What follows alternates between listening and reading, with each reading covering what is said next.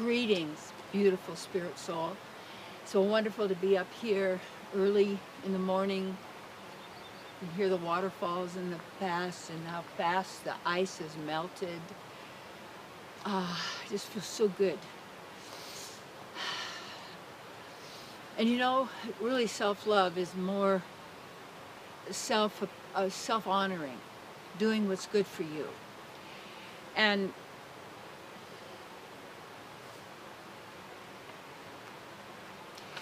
you know, I want to talk about is the topic, the hidden purpose of the mind. And I don't mean of what we've called divine mind or higher knowledge or higher thought, because we can use what we have to empower ourselves to the fullest extent in every way, spiritually, mentally, emotionally, physically. But all it's an inside job. And the mind, this false mind that everybody's using, that the thoughts are flowing through in the various languages.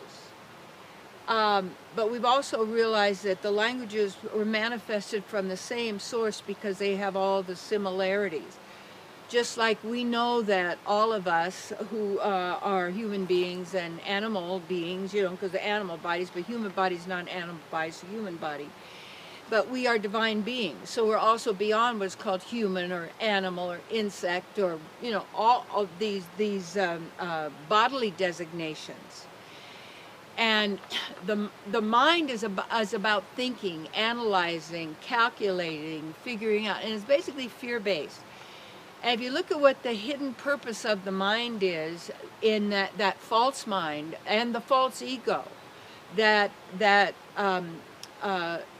identity that we make up with words, and you take a look at what all the words, write them down, that you use to identify who you are. And then when you write them down, you see these words are made of letters that have sounds, that also have a number and have a meaning. So because of how creative we are, and this is who we are, this is our nature. So when the hidden purpose of the mind is basically to destroy you, is not your friend. And if you listen to it and what it says about you and it says about others and it tells you what to do and it tells you this, it's the fear always. And you could feel that, see, the more sensitive you become, and you're probably an empath, and very empathic, and you pick up all of this energy and the feelings and people's thoughts, the meanings they've given them, the emotions that they're generating, all of this.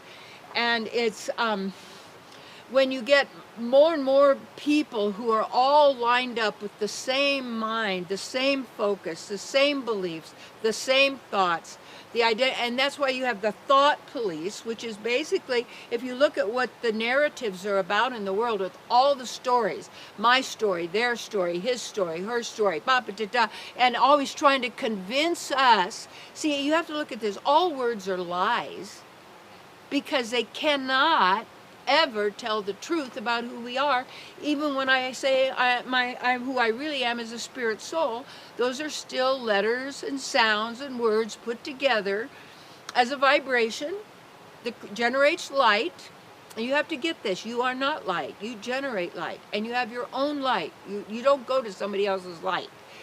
And the real key is, and we say, well, you are a light being, so then you're measurable and you're now a material thing.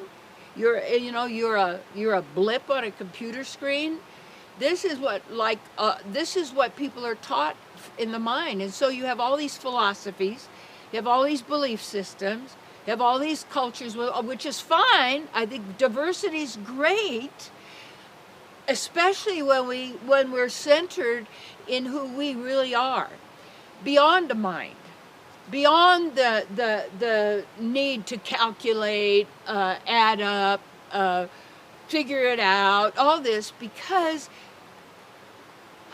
we're beyond intelligent.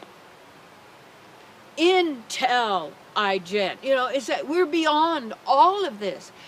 And when you look at the hidden purpose of the mind, it's to control you.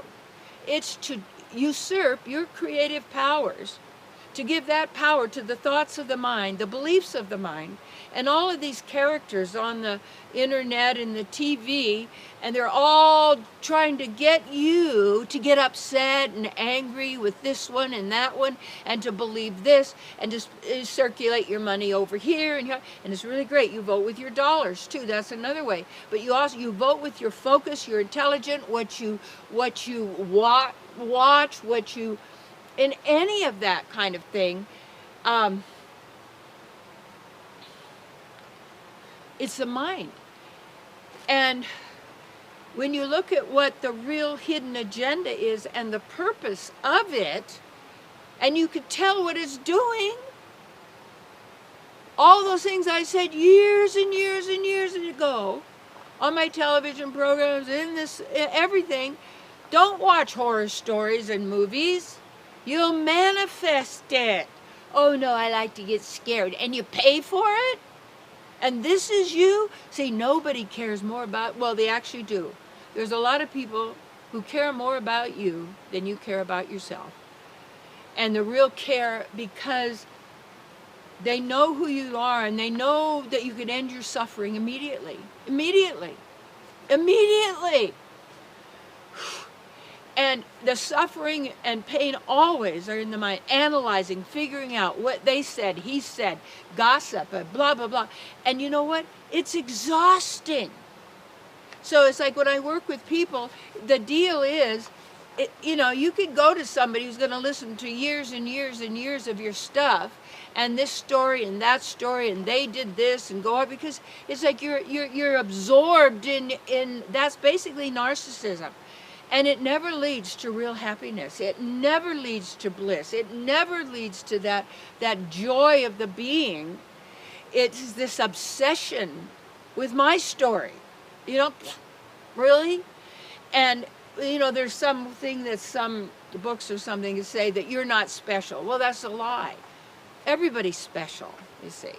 It's not this, or all that. It's both. You're special and not special. You see, you like it and you don't like it. It's just two sides of the same coin. It's the mind is duality, scarcity. And when you enter a store or you enter any place, it's the entrance. Just like on the computer, we enter. That's the trance that's in there. It's a hypnotic trance because it's how the mind functions. And when you understand how really something functions, and you've been identifying with these thoughts, you've been the thinker. But it isn't being the thinker that's important, it's being the knower, and then you can select your words, and you use your powers of imagination and emotion and feeling and all of this, and when you do this, the very pleasure and joys and happiness and paradise that people keep seeking, if I get it, when eternal life, you already have eternal life. You are eternal. If somebody offers you eternal life, really? You already have it. It's who you are. And it's that kind of thing.